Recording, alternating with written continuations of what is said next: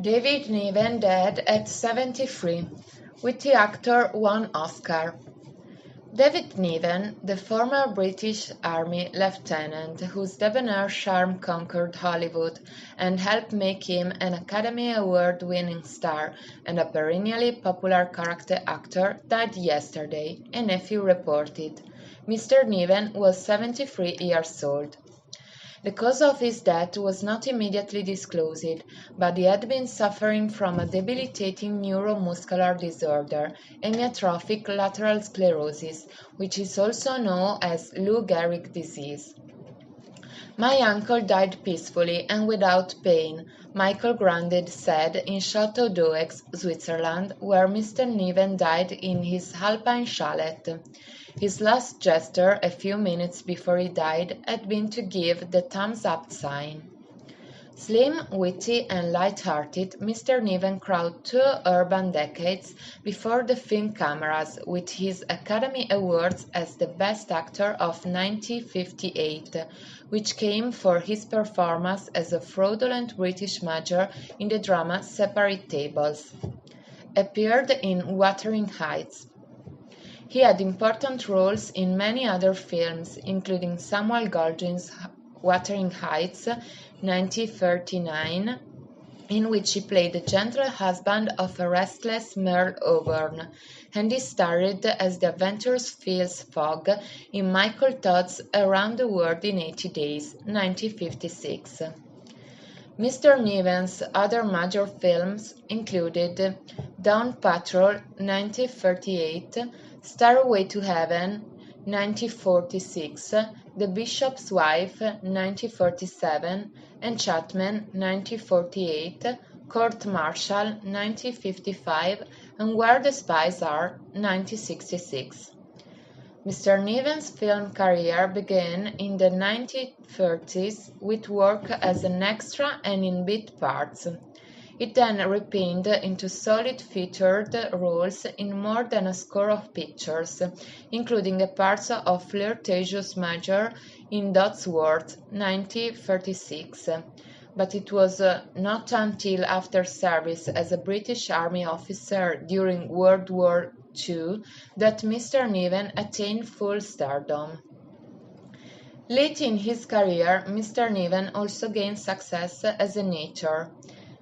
His best-selling volume of memoirs, The Moon's Abalone, was praised in 1972 by Christopher Lanman Hoped in the New York Times for its racy wit and fine sense of the absurd. His 1975 non-fiction work, Bring on the Empty Horses, was praised by William F. Buckley Jr. in the Times as a book about Hollywood and incidentally a masterful self-portrait.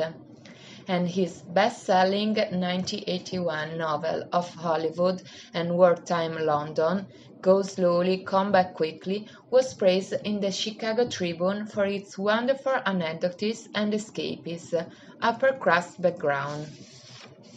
In an industry not known for traditional politeness, he sometimes astonished film critics by writing them thank-you notes after they had praised his work.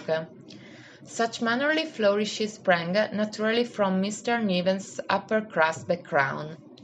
He was born James David Graham Niven on March 1, 1910, in Carriemoor, a market and linen mill centre in the Scottish Highlands.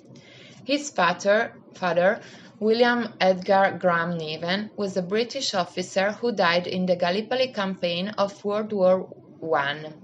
His French mother, the former Henrietta Decker, later married Sir Thomas Comyn Platt, a Conservative Party figure. The future movie star attended to the Stowe School in Buckinghamshire and the Royal Military College at the Sandhurst.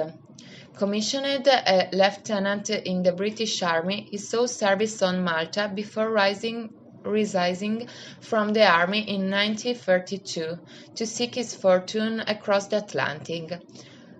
First film in 1935. His first film appearance of any consequence was a minor part in the 1945 Samuel Goldwyn drama Splendor, starring Miriam Hopkins and Joel McCrea. He then had a minor part in Rosemary, 1936, which starred Janet MacDonald and Nelson Eddy. In 1948 came what some film historians consider to be one of Mr. Niven's best early roles, an irrepressible but authentic seeming airman in Dawn Patrol, which was a remake of an early World War I aviator movie. The following year, in Wuthering Heights, Mr. Niven won the praise of Frank S. Nugent, then film critic of the New York Times, for his dignified and poignant role as Merle Auburn's husband. Later that year, in the little-remembered comedy Bachelor Mother, he co-starred with Ginger Rogers and Charles Coburn.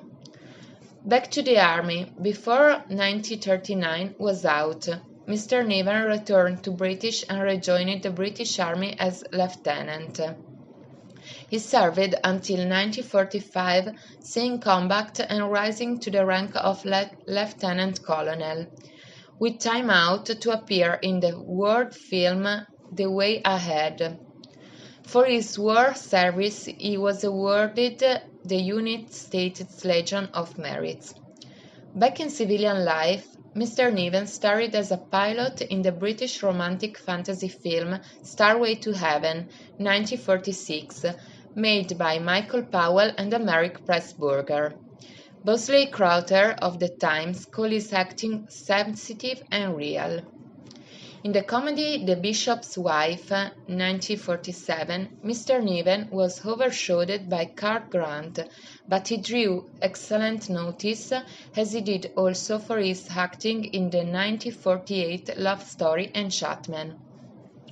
During this phase of his career, much of his work was in film comedies, including Happy Go Lovely, 1951, The Ladies Say No, 1952, Island Rescue, 1952, and The Moon is Blue, 1953. Appeared on Broadway. In 1951, Mr. Niven made a brief detour to Broadway, starring in The Fierce Nina, which had 45 performances. Returning to the movies, he gave what some film historians call one of the finest performances in Court Martial, a British drama that drew some enthusiastic reviews when it appeared in 1955, but has since been largely forgotten. The next year, in the box office hit Around the World in 80 Days, Mr. Niven's acting attracted less attention than it otherwise might have, because the cast included many other stars in cameo appearance.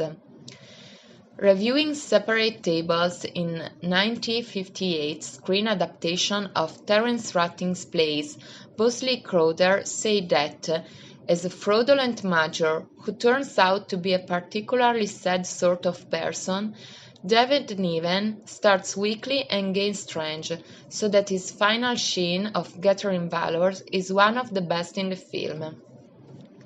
In later years, Mr. Niven appeared in such comedies as An Entering, Please Don't Hit the Daisies, 1960, and The Pink Panther, 1964, which was the first of the Panther series. More recent film. And he won warm praise from critics for his starring role in the 1966 espionage movie Where the Spies Are. Howard Thompson of The Times said that Mr. Niven gave his most appealing performance in several seasons and was entirely persuasive and convincing as a confused, against but spooky novice in the cutthroat business of espionage. His more recent movie included A Man Called Intrepid and Raw Coat in 1979 and The Sea Wolves in 1980. Mr. Niven also worked in television, serving as host of The Niven Show from 1959 to 1964 and starring in The Rogues, in 1964 and 1965, among other activities. In February, Mr. Niven went to London for treatments for his illness, and his wife Jordins reported that he was very weak and tired. But after 9 days in a London hospital, he flew to Switzerland. His literary agent, George Greenfield of John Farquharson Ltd., said in London Tuesday that in the last weeks of his life, Mr. Niven had continued working on a romantic adventure novel titled From Dawn Until Dusk. Mr. Greenfield said that Mr. Niven had finished three-quarters of the book, which was to be brought out by Doubleday in the United States and Hamish Hamilton in Britain. The agent did not say whether it would be completed, but he reported that in a recent note, Mr. Niven had said he was trying to finish it by Thanksgiving, whenever that may be. In Britain, in 1940, Mr. Niven met and married Primula Rollo, then an officer in the Women Auxiliary Air Force. She died in 1946 after an accidental fall during a game of hide-and-seek at the Hollywood home of Trine Power. In 1948, Mr. Niven married Jordin Termsdemand, a Swedish model, and they had a house in Cap Ferrat in southern France, in addition to the chalet in Château-d'Aux, a resort in western Switzerland. In addition to his wife, Mr. Niven is survived by two sons from his first marriage, David Jr. of London and James of New York, and two daughters adopted during his second marriage, Christina and Fiona.